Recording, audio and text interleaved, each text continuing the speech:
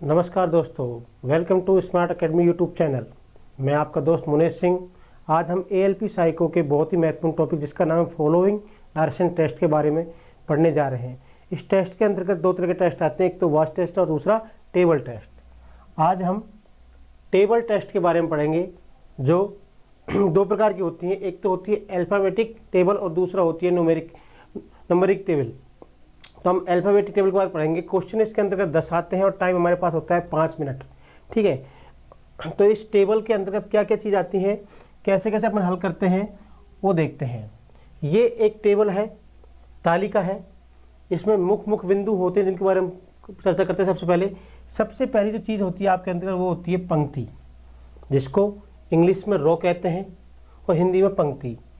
ठीक है, और अन्य नामों से जानते हैं वो है हॉरिजेंटल, ठीक है, क्षैतिज, लाइन और कतार। ये सभी इनके उपनाम हैं। कतार तो हम तो मेन ध्यान रखें पंक्ति और रो। ठीक है, पंक्ति हमेशा किस स्थिति में होती है, वो होती है हॉरिजेंटल स्थिति में। कौन सी स्थिति में? हॉरिजेंटल या क्षैतिज। पंक्ति हमेशा हॉरिजेंटल स्थिति में होती है, यानी इस प्रकार होती है।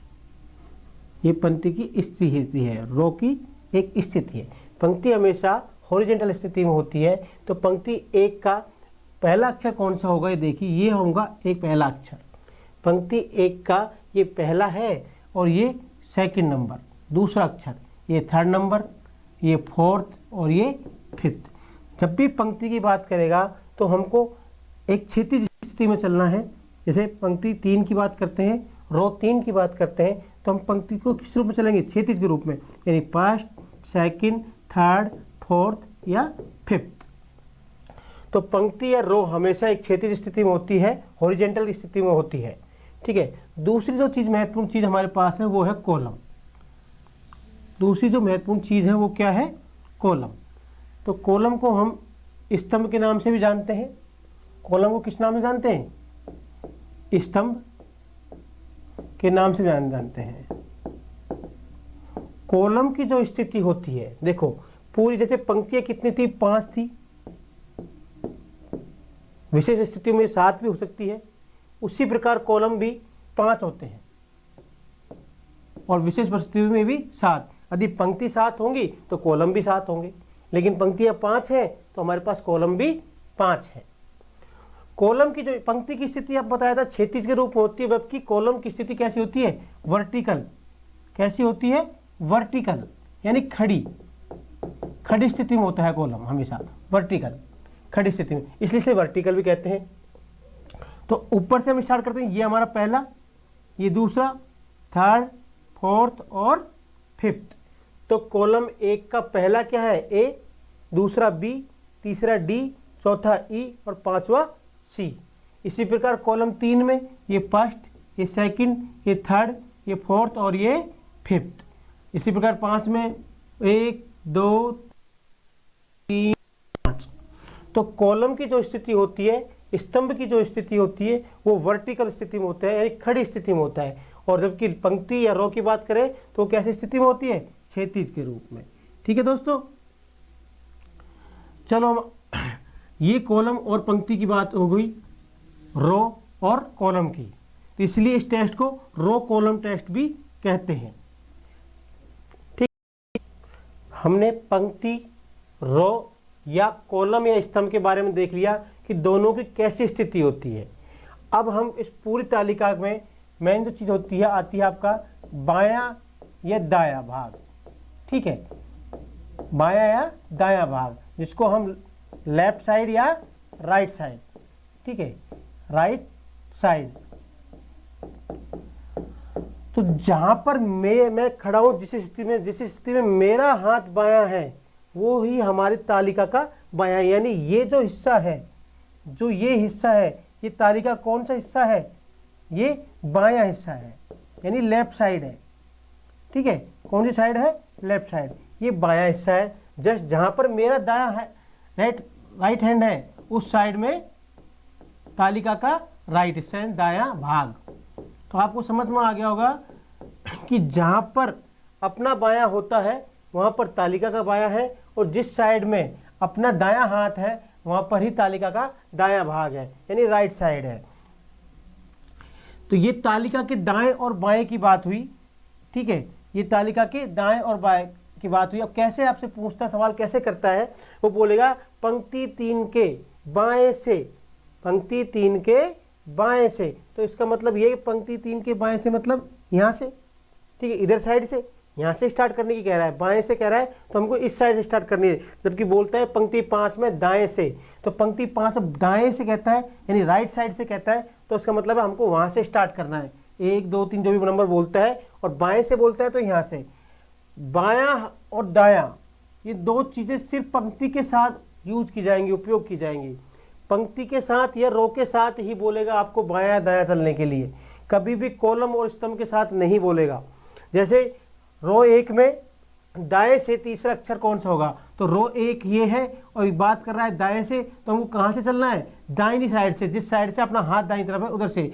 तीसरा, पहला, दूसरा और ये तीसरा, ठीक है, तीसरा अक्षर पूछेगा। या बोलेगा पंक्ति 4 में, पंक्ति 4 के बाएं से चौथा अक्षर कौन सा होगा, तो हम देखेंगे पंक्ति 4 कौन सी है, ये है, और इसके बाएं से यानी कि इसके बाएं से यहाँ से 1 2 3 और 4, यानी हमारा आंसर क्या हो जाएगा फिर डी।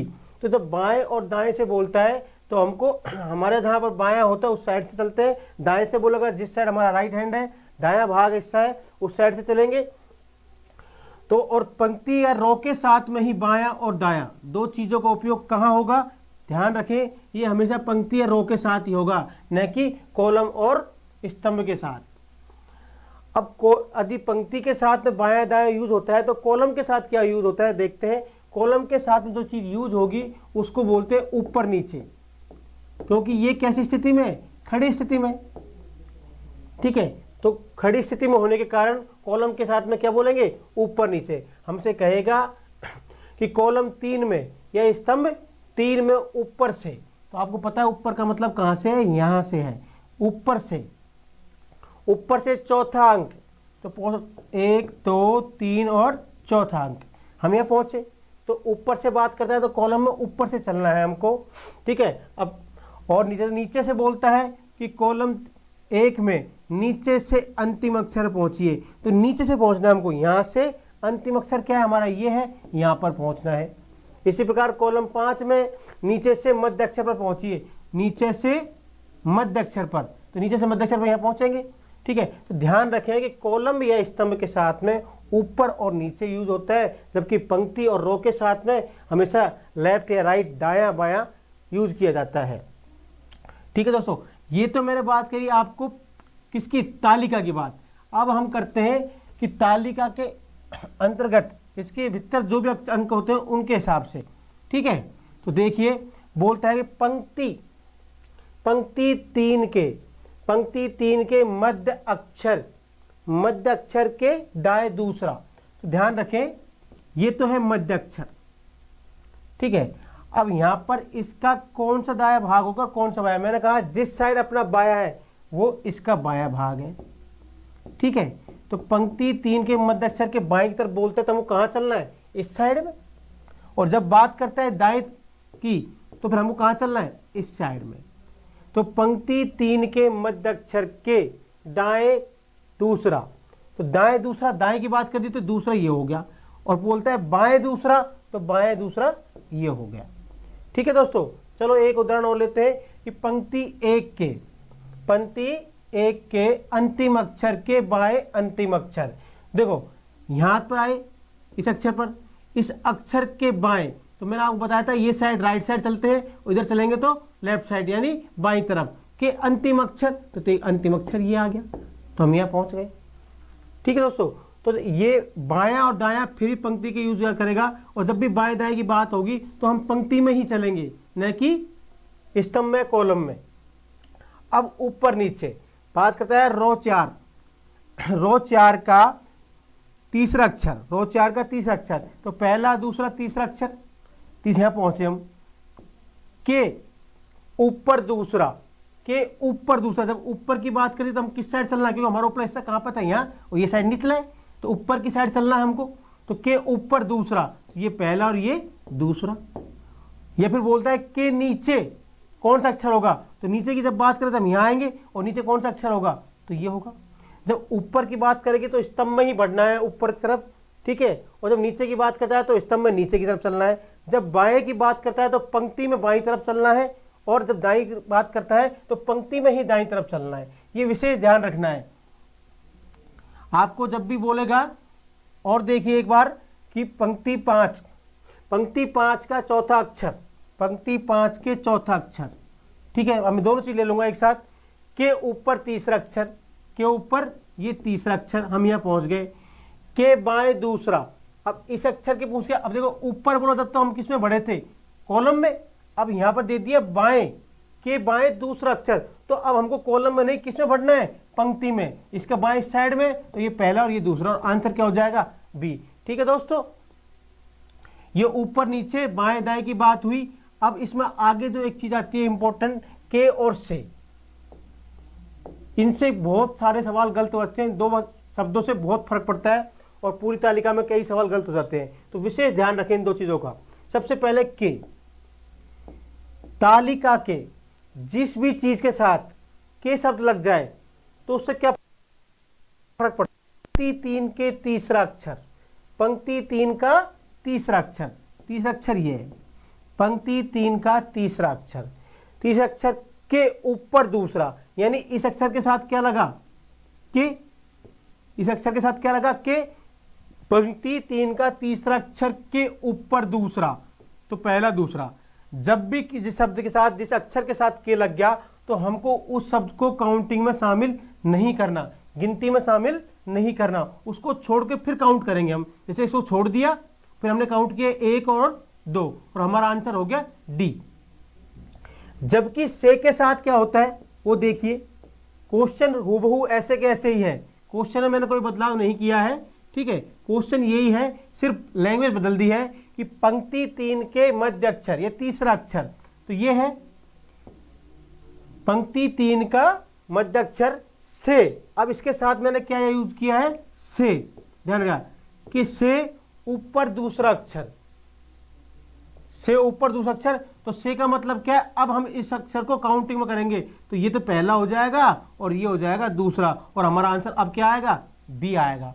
तो कहने का मतलब यह है, जब जिस अक्षर के साथ या अंक के साथ के लग रहा है तो हमको उसको गिनती में शामिल नहीं करना, ठीक है, उससे अगले से हमको गिनती करनी है। जबकि जिसके साथ से लग रहा है तो हमको उसको काउंटिंग में शामिल करके चलेंगे। ठीक है दोस्तों, एक उदाहरण और देख लीजिए इसी का, कि रो 4 का अंतिम अक्षर, रो 4 का अंतिम अक्षर, हमने यहां पहुंच गए के, अब अंतिम अक्षर के साथ के लगाए, यहां के ऊपर अंतिम अक्षर, के ऊपर अंतिम, अब के ऊपर अंतिम अक्षर तो हमको छोड़ना ही है, अंतिम यहां जाएंगे, या के ऊपर दूसरा अक्षर तो हम इसको छोड़ेंगे, यहां से काउंट करेंगे 1 2, ठीक है। अब इसके साथ लग गया से, मैं बोलता हूं से, दूसरा अक्षर से, बाएं चौथा, इस अक्षर से लग गया बाएं चौथा, तो बाएं हमको इस साइड चल रही है, तो अब काउंटिंग यहां से शुरू होगी 1 2 3 और 4, तो हमारा आंसर क्या आ गया, बी। बल्कि मैं बोल देता से के स्थान पर बोलता के, ठीक है, दूसरे अक्षर के,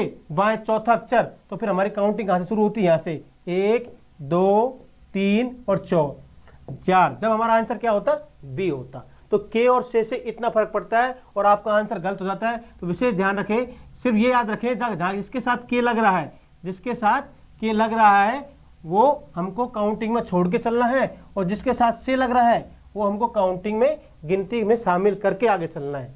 ठीक है दोस्तों, अब हम लेके चलते हैं आपको बदलने की स्थिति, बदलना या फिर एक्सचेंज।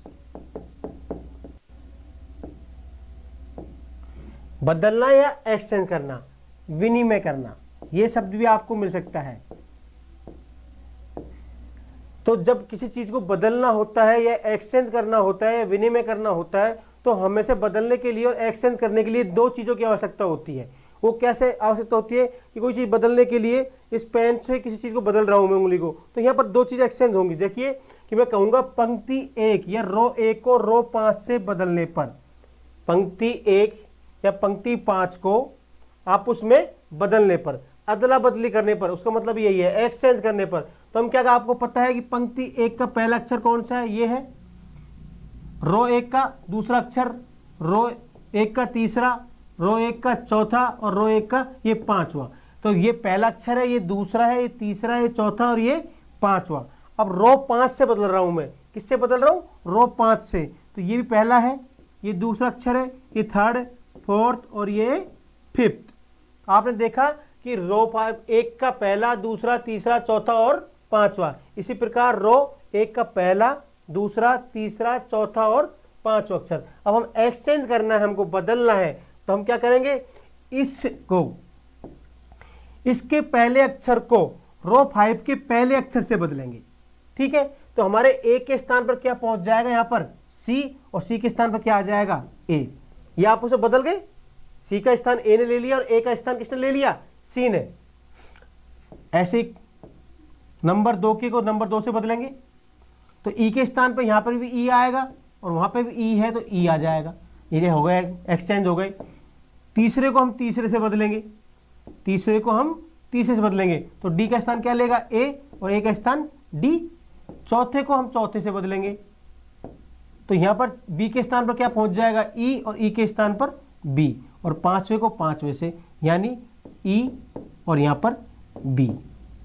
ठीक है दोस्तों, तो ध्यान रहे, जब भी आपसे एक्सचेंज करने की कहे, बदलने की कहे, विनिमय करने की कहे या अदला बदली करने कहे, तो हमको जिस पंक्ति के कहता है तो पंक्ति से पंक्ति कैसे करते हैं, पहले अक्षर को पहले से, दूसरे को दूसरे से, तीसरे को तीसरे से, चौथे को चौथे से, और पांच अक्षर को पांच अक्षर से एक्सचेंज करना है। ठीक है,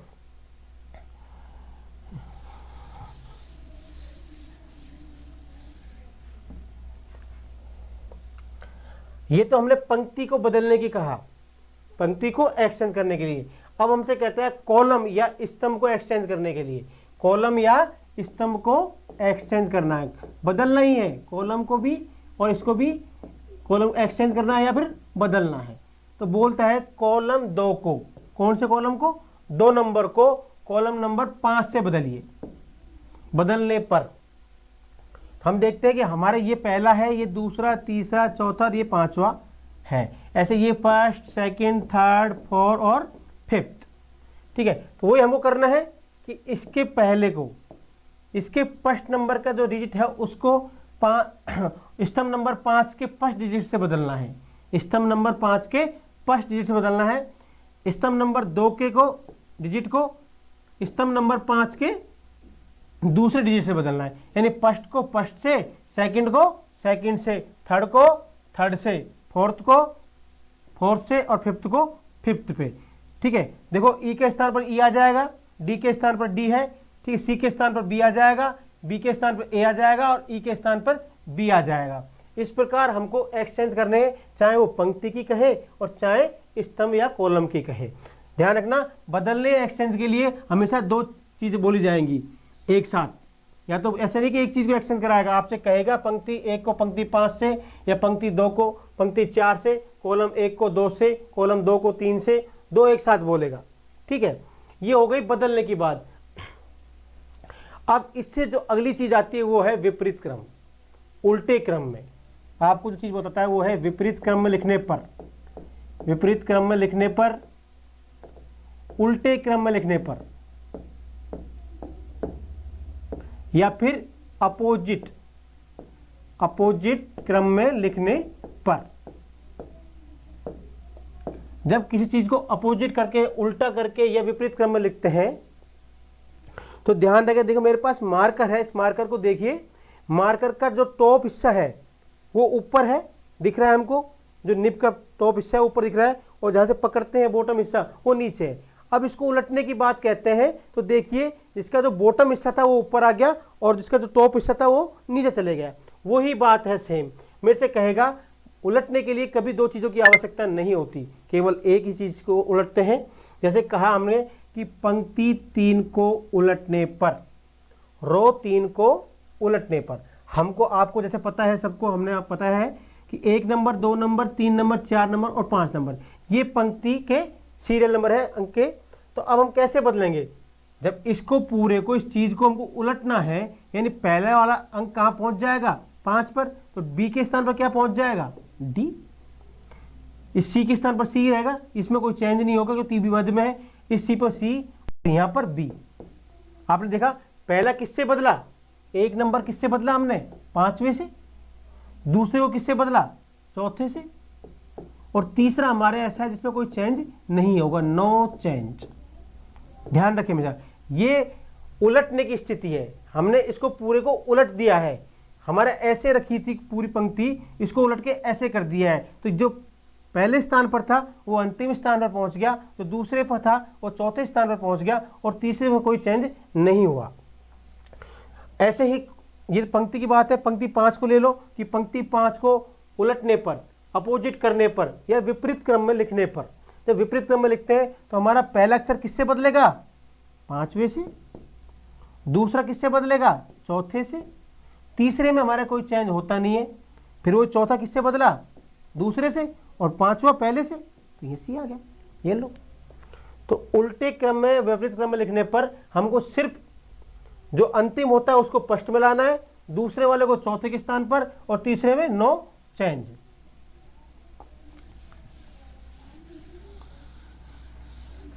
ये बात थी अपने की थी। अब करते हैं स्तंभ, स्तंभ को उल्टे क्रम में लिखने पर।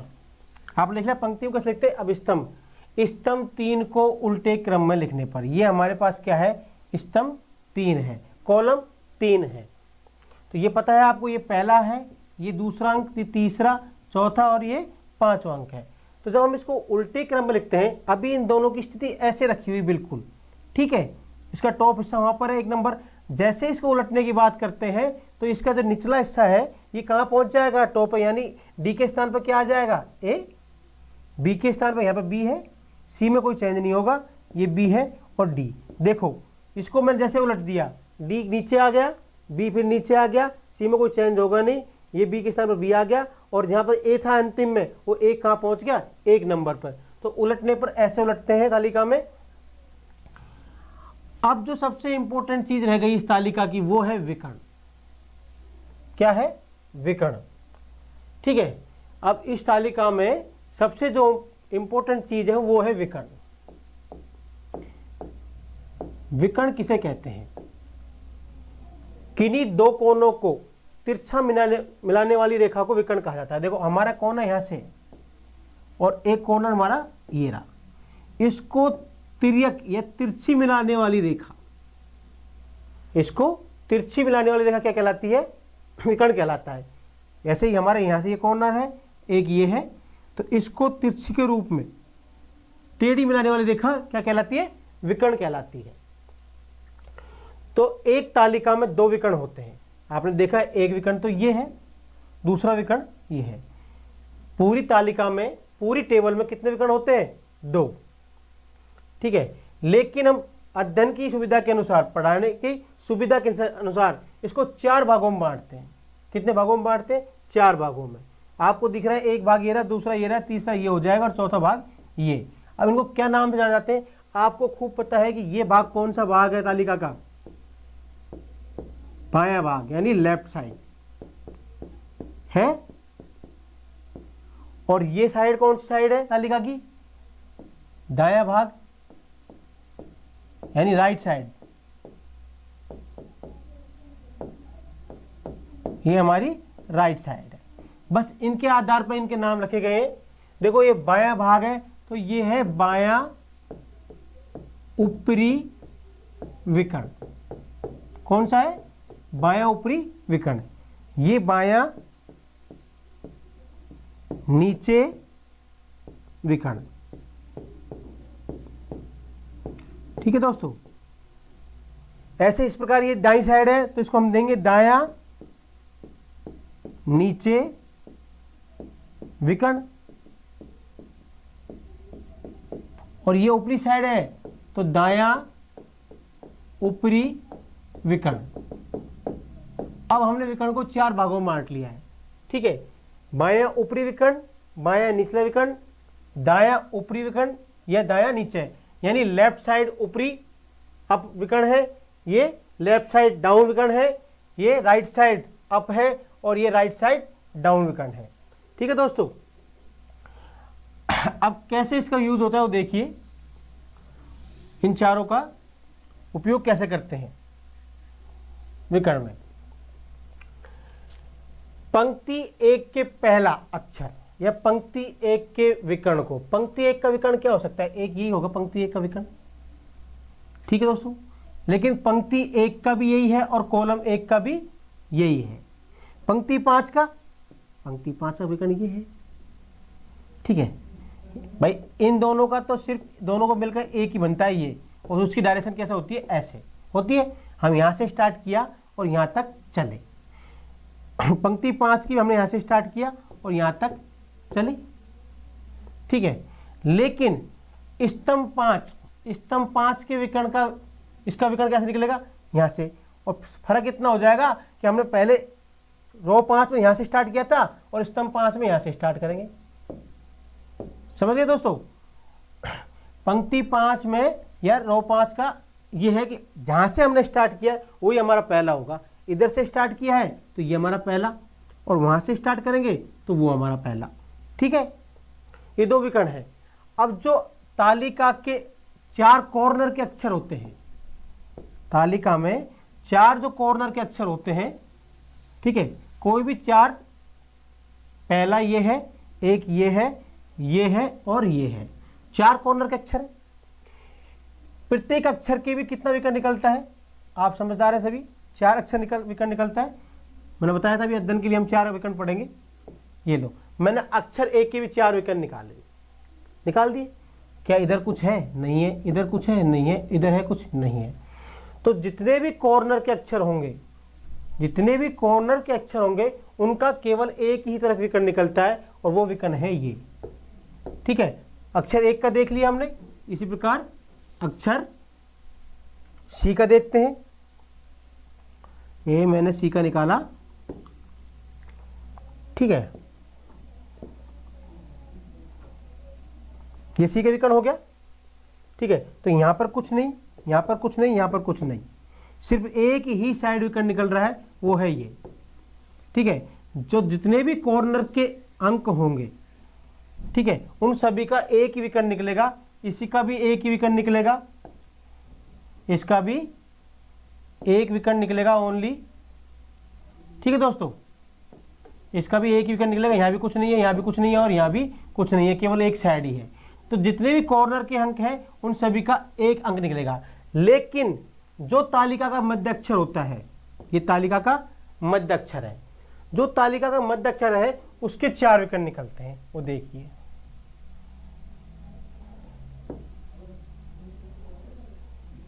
इस तालिका के 4 विकर्ण निकले मध्य अक्षर के। ये आपको पता है कि दाईं ऊपर,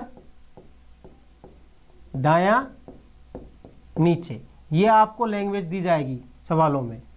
बायां ऊपर और बायां नीचे, ठीक है दोस्तों। तो इसके 4 विकर्ण निकल गए। तो इसी प्रकार तालिका में जितने भी मध्य अक्षर हैं उन सभी के कितने विकर्ण निकलेंगे, 4। वो मध्य अक्षर कौन कौन से, गौर से देख लीजिए। मैं एक लाइन बनाता हूं, ये तालिका के मध्य अक्षर है, ठीक है। इन सभी के 4 विकर्ण निकलेंगे, चाहे आप देख सकते हो, सबके निकलेंगे 4, ठीक है। इस अक्षर के 4 निकले, इसके निकाले, इसके भी 4 निकले, ठीक है। जो मध्य के जितने भी अक्षर हैं उन सबके 4 विकर्ण निकलेंगे। आप देख लेना थोड़ी तालिका के हिसाब से।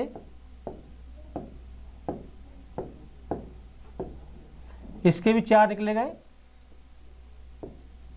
और इसके भी 4 निकलेंगे। तो जितने भी मध्य अक्षर हैं इन सबके 4 विकर्ण निकलेंगे। तालिका के सभी मध्य अक्षरों के 4 विकर्ण निकलेंगे, और वो कैसे होंगे, दायां ऊपर, दायां नीचे, बायां ऊपर, बायां नीचे, ठीक है दोस्तों।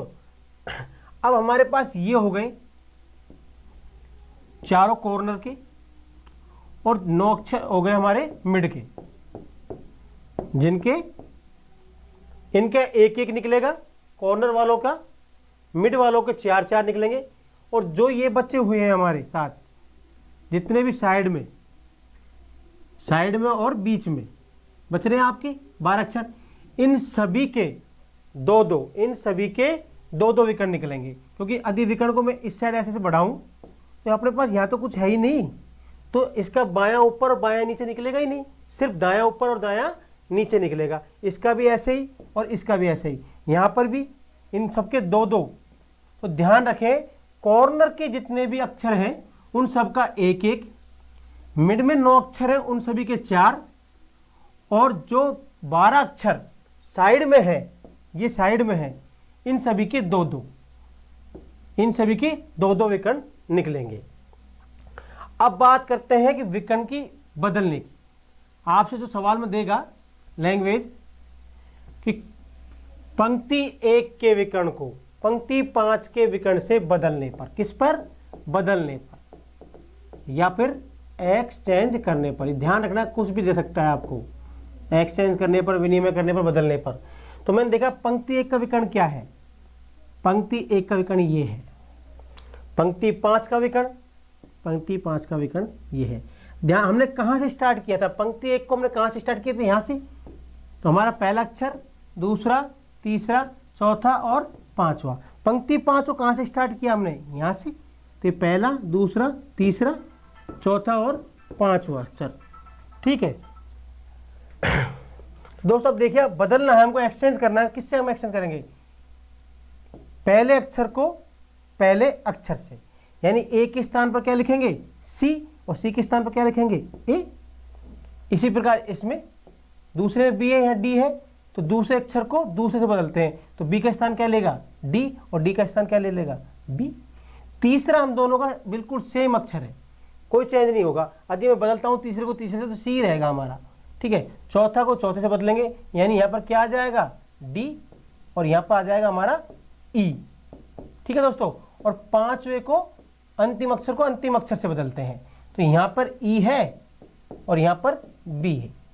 तो हमने देखा जब हमको बदलने पर या एक्सचेंज करने पर क्या स्थिति बनी, हमारा ये विकर्ण बना C D C E B, बल्कि ये क्या बन गया? ए बी सी डी और ई, ठीक है दोस्तों। तो बदलने पर हमको पहले से पहला बदलना है, दूसरे से दूसरे को, तीसरे को तीसरे से, चौथे को चौथे को, और पांचवे को पांचवे से बदलना है। ये तो हुई बदलने की बात।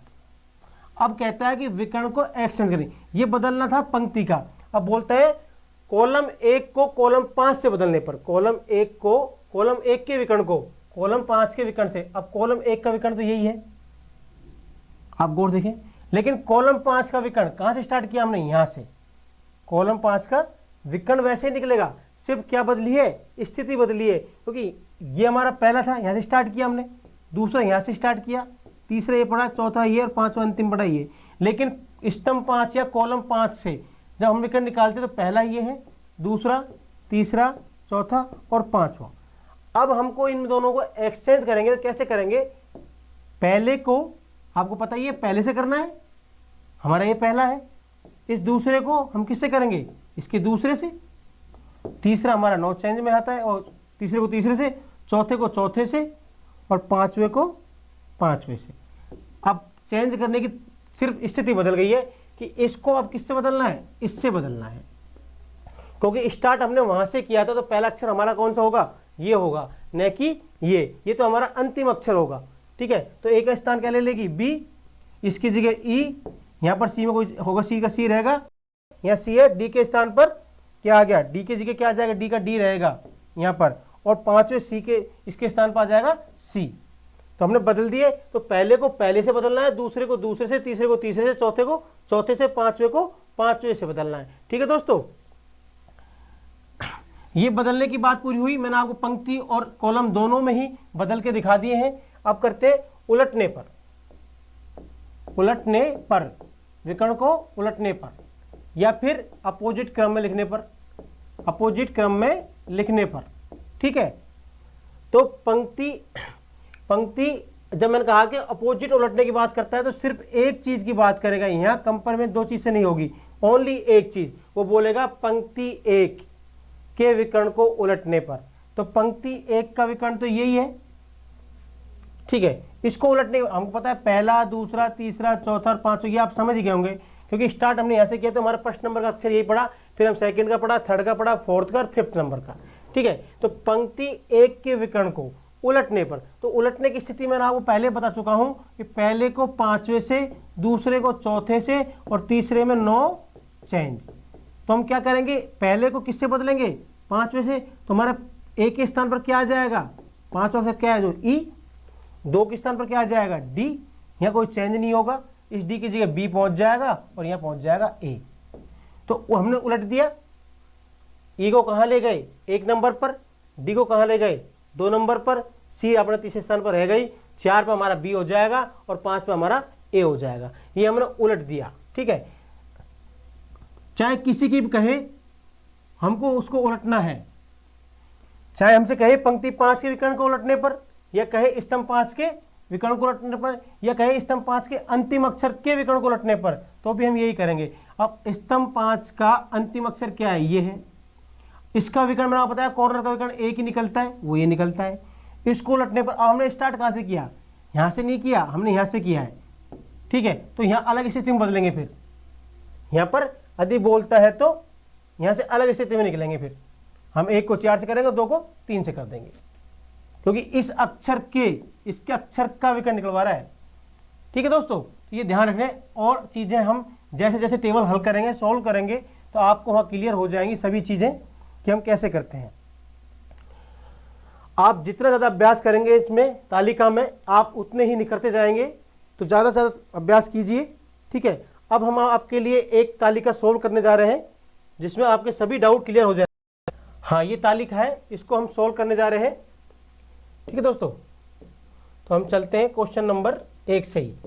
आप पूरे ध्यान से देखिए, पूरे तालिका में मध्य अक्षर, मध्य में जो अक्षर आता है, मध्य में कौन सा अक्षर है, मैंने आपको पहले भी बता चुका हूं कि मध्य का अक्षर कौन सा होता है। मध्य का अक्षर हमको पता है कि ये है मध्य का अक्षर, जो बिल्कुल सेंटर में है। ठीक है, ये मध्य का अक्षर है। वह अक्षर किस स्तंभ में नहीं है, ये जो सी है वो कौन से स्तंभ में नहीं आ रहा, तो हम देखते हैं स्तंभ नंबर 1 में तो है, स्तंभ नंबर 2 में, इसमें भी है, 3 तो है ही, 4 में भी है। हाँ, स्तंभ नंबर 5 में नहीं है ये। ठीक है, उस स्तंभ में कौन सा अक्षर सबसे ज्यादा बार आया है, इस स्तंभ में कौन सा ऐसा अक्षर है जो सबसे ज्यादा बार आया है। देखिए 1 बी और 2 बी, बी एक ऐसा है जो 2 बार आया है, अन्यथा और सभी अंक 1-1 बार आए हैं। ठीक है, तो आंसर क्या हो जाएगा आपका बी। ठीक है दोस्तों, हो गया बी। क्वेश्चन नंबर 2 को लीजिए। अब क्वेश्चन नंबर 2 को लीजिए। कौन अक्षर पंक्ति 4 के, कौन सा ऐसा अक्षर है जो पंक्ति 4 के बी, पंक्ति 4 में बी कहाँ है, आप देखिए पंक्ति 4 में बी कहाँ है, ये रहा। कौन अक्षर पंक्ति 4 के बी के ठीक दाईं ओर आता है। मैंने आपको बताया था, पढ़ाया था तभी भी कि यहाँ से ये तो लेफ्ट साइड है और ये राइट साइड यानी दायां हिस्सा है, तो बी के ठीक दाईं ओर, बी के ठीक दाईं ओर, बी के ठीक दाईं ओर क्या है डी। वह अक्षर किस पंक्ति में ज्यादा बार आया है, ऐसी कौन सी पंक्ति जिसमें ज्यादा बार आया है। देखो एक से देखो, 1 बार नहीं आया, 1 बार, 3 बार और यहाँ नहीं आया। तो पंक्ति 4 एक ऐसी पंक्ति है जिसमें डी अक्षर कितनी बार आया है, 3 बार आया है। ठीक है, उस पंक्ति का मध्य अक्षर कौन सा होगा, उस पंक्ति का मध्य अक्षर कौन सा होगा। मध्य अक्षर आप जानते हो जो तीसरे नंबर का अक्षर होता है वो मध्य अक्षर होता है। तो हमारा आंसर यह भी क्या हो जाएगा बी। ठीक है, आप क्वेश्चन नंबर 3 में देखिए, इस पूरी तालिका में कौन सा अक्षर सबसे ज्यादा बार आया है और वह अक्षर किस पंक्ति में नहीं है। तो इस पूरी तालिका में ऐसा कौन सा अक्षर है जो सबसे ज्यादा बार आया है। हम यहीं से देखते हैं कि हमको इसमें क्या ज्यादा दिखा, बी। तो हम पहले बी को गिनेंगे, 1 2 3 4 5 6 और 7। देखो गिन लिए। ए देखते हैं फिर हम, 1 बार, 2 बार, 3 बार, नहीं हमारे 7 से कम है। ई को देखते हैं, 2 बार, 2 और 3 5, कम है 7 से भी। डी को देख लेते हैं, ओनली 3 और 1 4 बार। तो भैया बी हमारे पास बचा है जो कितने बार आया है 7 बार। तो हम बात करते हैं बी की। तो वो पूछ रहा है वो अक्षर किस पंक्ति में नहीं है, ऐसी कौन सी पंक्ति जिसमें बी नहीं है। तो पंक्ति नंबर 5 में नहीं है। देखो यहाँ तो दोनों में है, यहाँ भी है, यहाँ भी है, यहाँ भी है। तो पंक्ति नंबर 5 में बी नहीं है। ठीक है, पंक्ति नंबर 5 में बी नहीं है। उस पंक्ति में कौन सा अक्षर सबसे ज्यादा बार आया है, इस पंक्ति में, इस पूरी पंक्ति में कौन सा अक्षर सबसे ज्यादा बार आया है। तो वो है ई। देखो कितनी बार आया है, 3 बार, तो हमारा आंसर क्या हो जाएगा, ई। ठीक है दोस्तों। क्वेश्चन नंबर 4, वह अक्षर ए अक्षर जिस स्तंभ के अंत में आता है, किसकी बात कर रहा है, ए की, कि ए अक्षर किस स्तंभ के अंत में आता है। हमने देखा इस स्तंभ में, देखा क्या ए है या नहीं है, ठीक है, यहां पर ए है, नहीं है, यहां पे ए नहीं है, तो ए यहां पर दिखा हमको, कहां दिखाया, ये दिखाया ए, इसमें नहीं है, चलो ठीक है। अंत में ए कहां मिलेगा, स्तंभ नंबर 3 में,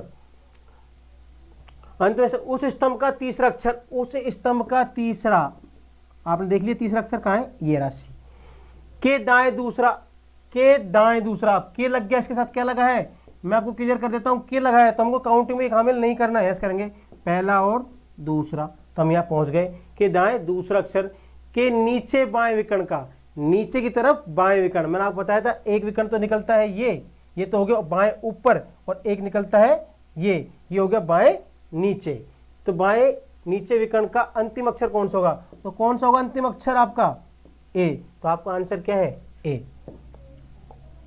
क्वेश्चन नंबर 5 को देखिए, किस पंक्ति में बी अक्षर लगातार आता है, कौन सी ऐसी पंक्ति है जिसमें बी अक्षर लगातार आता है। ठीक है दोस्तों, ऐसी कौन सी पंक्ति है जिसमें बी अक्षर लगातार आया है। देखो एक में देखा हमने 2 बार आया है, यहां देखा लगातार आया है, सी में नहीं आया, डी में नहीं आया और ई में नहीं आया, इनमें नहीं है। 2 ऐसी पंक्ति है जिनमें बी अक्षर लगातार आया है। ठीक है, उस पंक्ति के बीच के अक्षर, चलो हम दोनों को लेते हैं, इसका बीच अक्षर ले लिया, इसका भी बीच अक्षर ले लिया, कि सबसे नीचे अक्षर कौन सा होगा, इन दोनों के सबसे नीचे अक्षर तो एक ही है भाई, यहां भी तो इसका चौथे का सबसे नीचे क्या है, ए, और बी के सबसे नीचे क्या है, ए, तो आंसर क्या हो जाएगा, ए। क्वेश्चन नंबर 6 को देखिए, उस अक्षर, ध्यान रखिए हमको नहीं पता वो उस अक्षर कौन सा अक्षर की बात कर रहा है, कि उस अक्षर के दाएं कौन सा अक्षर होगा, कौन सा अक्षर नहीं पता, आगे पढ़ते हैं। जो स्तंभ 3 का दूसरा, जो स्तंभ 3 का तो दूसरा, ये पहला और दूसरा, और पंक्ति 2 का बाएं तीसरा, तो पंक्ति 2 का बाएं से तीसरा है, तो 1 2 और 3, किसकी बात कर रहा है वो, इस अक्षर की बात कर रहा है, बी की। तीसरा अक्षर के नीचे दूसरा अक्षर, नीचे के लग गया, इसके साथ क्या लग गया है, के, तो फिर 1 और 2, ठीक है, दूसरा अक्षर हम यहां पहुंच गए कि ठीक ऊपर, अब ऊपर की बात कर दी, ऊपर किसने बात कर दी, ठीक ऊपर कौन सा है, सी है, तो आंसर क्या हो जाएगा आपका, सी। आंसर क्या हो जाएगा, सी हो जाएगा। क्वेश्चन नंबर 7, कौन सी पंक्ति में एक ही अक्षर 2 से अधिक बार नहीं आता, एक ही अक्षर 2 से अधिक बार नहीं आता। देखो इसमें 2 से अधिक बार 2 बार आया है ओनली, कितनी बार आया है, 2 बार, 2 से अधिक बार आया है क्या, नहीं, 1 और 2 बार ही आया है। ठीक है, 1 और 2 बार ही आया है। देखा यहां पर, देखा हमने 1 2 3 बार आ गया, 2 से अधिक बार, यहां पर 1 सी 1 बार, 2 बार और 3 बार, यहाँ भी 1 2 और 3, यहाँ भी 1 2 और 3। ओनली पंक्ति एक ऐसी पंक्ति है जिसमें बी अक्षर 2 बार तो आया, पर 2 से अधिक बार नहीं आया। ठीक है, तो उस पंक्ति में कौन सा अक्षर ज्यादा बार आया है, तो इस पूरी पंक्ति में कौन सा अक्षर ज्यादा बार आया है, तो वो बी है, तो हमारा आंसर क्या होगा, बी। क्वेश्चन नंबर 8, नीचे बाएं कोने से चलते हुए, हमको चलना है कहां से, ये हमारा नीचे बाएं कोना है, क्या है हमारा, नीचे बाएं कोना। नीचे बाएं कोने से चलते हुए स्तंभ 5 के अंतिम अक्षर, देखो स्तंभ 5 ये रहा, इसका अंतिम अक्षर क्या है, ये, तो हमको इस कॉर्नर से चलना है, यहां तक चलना है, ये हम यहां चल दिए। ठीक है, नीचे बाएं कोने चलते हुए स्तंभ 5 के अंतिम अक्षर पहुंचे, फिर उस अक्षर के विकर्ण का अंतिम अक्षर। अब मैंने कहा था कॉर्नर पर जितने भी अक्षर है उनका केवल एक ही विकर्ण निकलता है, तो इस अक्षर का केवल विकर्ण एक ही निकलेगा, वही निकल गया। ठीक है, अंतिम अक्षर पर फिर हम पहुंच गए विकर्ण के पर जाते हुए पुनः वहीं पहुंचे जहां से चले थे। अब यहां से और यहां पहुंचने के लिए एक ही रास्ता बचा है हमारे पास, सीधा ये, तो हम यहां पहुंच गए जहां से चले थे। ठीक है, इस प्रकार एक त्रिभुज का निर्माण होता है। क्या त्रिभुज बना, हाँ एक त्रिभुज बन गया। उस त्रिभुज में बी और डी के मध्य के बीच कौन सा अक्षर होगा, अब हमको इसमें ढूंढना है, जहां से हम चले थे वहीं से ही, जहां से चले थे वहीं से, बी और डी। देखो एक डी तो हमको यहां पर मिल गया, फिर ढूंढते हैं बी, और बी भी मिल गया। इन दोनों के बीच में कौन सा अक्षर है, सी, तो आपका आंसर क्या हो जाएगा, सी। क्वेश्चन नंबर 9 को देखिए, क्वेश्चन नंबर 9 को, पंक्ति 3 के बाएं से चौथा, पंक्ति 3, तो हमारी पंक्ति 3 ये है, अब बोल रहा है बाएं से, पंक्ति 3 के बाएं चौथा, तो पहला, दूसरा, तीसरा और चौथा, समझ गए दोस्तों, चौथा बात कर रहा है, चौथा। और स्तंभ 4 के नीचे तीसरा, तो स्तंभ 4 इसके नीचे की तरफ बात कर रहा है, तो पहला, दूसरा और ये तीसरा, तो हमको पूरा कंफर्म हो गया कि कौन से अक्षर की बात कर रहा है, सी की बात कर रहा है। उस अक्षर के बाएं ऊपर विकर्ण, देखो इस अक्षर के बाएं ऊपर विकर्ण, तो मैंने आपसे कहा था कि प्रत्येक अक्षर कितने विकर्ण निकलते हैं, 4, तो ये मध्य में ये 4 ही निकलेंगे, पर हमसे बात किसकी की है इसने, बाएं ऊपर की, ठीक है। ये तो है बायां ऊपर और ये है बायां नीचे, ये दायां ऊपर दायां नीचे, तो इन तीनों की तो हमसे बात की नहीं है, हमसे सिर्फ इसकी बात की है कि बाएं ऊपर विकर्ण। तो बाएं ऊपर विकर्ण का दूसरा अक्षर क्या है, ई। जिस स्तंभ में आता है, कौन से स्तंभ में आ रहा है ये ई, स्तंभ नंबर 2 में, उस स्तंभ में कौन सा अक्षर सबसे ज्यादा बार आया है, तो इस पूरे स्तंभ में कौन सा अक्षर है जो सबसे अधिक बार आया है, तो हमारा ई है, जो 2 बार आया है, ठीक है दोस्तों। तो आंसर क्या होगा, ई, तो आपका आंसर होगा ई।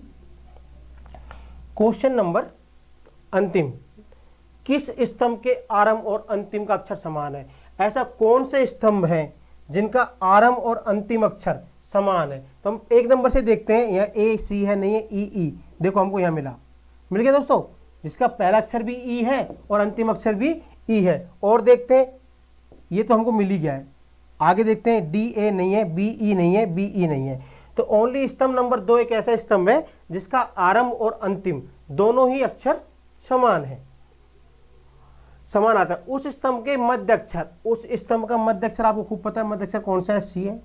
मध्य अक्षर के नीचे दाएं विकर्ण, नीचे दाएं, यहां से मैंने आपको फिर समझाया था, वही मध्य में आ रहा है, 4 निकलेंगे इसके भी, ठीक है,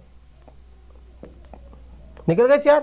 अब ये तो है दायां ऊपर और ये दायां नीचे, तो हमसे बात कर रहा है वो दाएं नीचे, तो ये तो हमारा काम का ही नहीं है, ये है ही नहीं काम के, तो सिर्फ इसकी बात कर रहा है। दाएं नीचे विकर्ण के अंतिम अक्षर, तो अंतिम अक्षर हमारा ई है, इससे अगला अंतिम अक्षर तो कुछ है ही नहीं, साइड ही अलग है, नीचे तक जा रहा है, कोई काम का नहीं है, ठीक है दोस्तों। तो हमारे काम का नहीं है, इसकी बात कर रहा है, किसकी बात कर रहा है, ओनली ई की। अंतिम अक्षर के सबसे ऊपर अक्षर कौन सा है, तो इस ई के सबसे ऊपर अक्षर कौन सा है, कौन सा अक्षर है सबसे ऊपर, बी, तो आंसर क्या हो गया, बी, ठीक है दोस्तों। हमने इस तालिका को पूरे को सोल्व किया है आपके सामने, आप भी और ज़्यादा करें, ठीक है। चैनल को सब्सक्राइब करना ना भूलें, जिससे हम आपको और अधिक से अधिक वीडियो प्रोवाइड करा सकें, एएलपी से जुड़ी सभी जानकारी दे सकें, ठीक है दोस्तों। और हमारी ऑनलाइन टेस्ट सीरीज प्राप्त करने के लिए आपको लॉगिन करें www.smartonlineexam.com पर, वहाँ पर सभी प्रकार की टेस्ट सीरीज उपलब्ध है। जितने ज़्यादा अभ्यास करेंगे उतना ही एएलपी सहायक को आपका निखरता जाएगा, ठीक है। और कल का हमारा जो नेक्स्ट टॉपिक होगा वो होगा टेबल टेस्ट। आज तो हमने अल्फाबेटिक की थी, कल हम न्यूमेरिक टेबल करेंगे। टेबल टेस्ट में 2 तरह की टेबल होती है, एक तो होती है अल्फाबेटिक और दूसरी होती है न्यूमेरिक टेबल, तो कल हम न्यूमेरिक टेबल करेंगे, ठीक है दोस्तों। धन्यवाद।